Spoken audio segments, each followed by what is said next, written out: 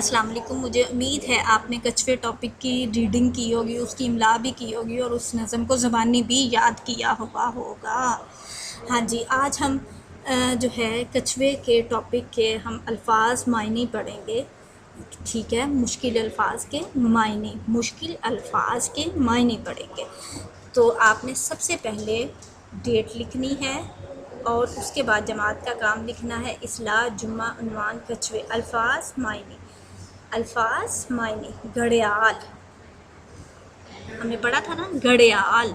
मगरमच्छ की तरह का एक जानवर, मगरमच्छ की तरह का एक जानवर।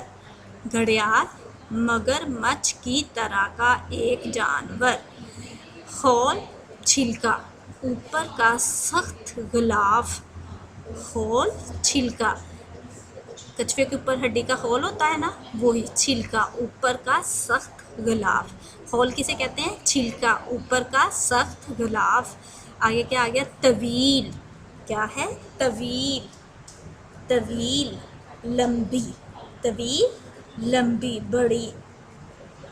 कछुए की उम्र जो होती है वो बड़ी तवील होती है। तवील का मतलब होता है कि लंबी उम्र पाता है, कछुआ लंबी उम्र पाता है। तवील लंबी, तवील लंबी।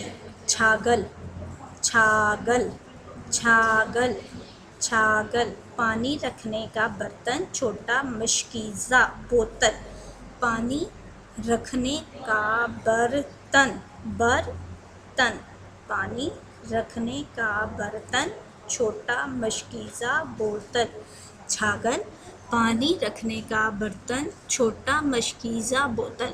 ये आपने तमाम जो मायने हैं इनको अच्छी तरह से लिखना भी है अपने नोटबुक पर और इसको अच्छी तरह से आपने याद करना है और इसका जो है प्रैक्टिस करनी है और इसको खूबसूरत हैंड राइटिंग में लिखना है, बहुत अच्छा सा करके, बहुत प्यारा सा लिखना है जिसमें किसी किस्म की कोई भी मिस्टेक ना हो और प्यारा प्यारा सा करके लिखा करो। अब तो छुट्टियां, अब तो घर में बैठ के आपने ये 2-4 मिनट की मैंने ये वीडियो अपलोड करती हूँ, 5 मिनट की हो जाती है, 6 की हो जाती है, लेकिन आप इसको खूबसूरत सा करके लिखें। और आपके लिए जो है आपका समर वेकेशन, वो मैंने तमाम उर्दू बी का जो है वो रिटन फॉर्म में और उर्दू ए की फ़र्स्ट टर्म का और उर्दू बी की फ़र्स्ट टर्म का सिलेबस जो है हार्ड कापी वहाँ पे मौजूद है, वो आप फ़ोटो कापी करवा लें। वही आपने छुट्टियों में याद भी करना है डेट वाइज और लिखना भी है।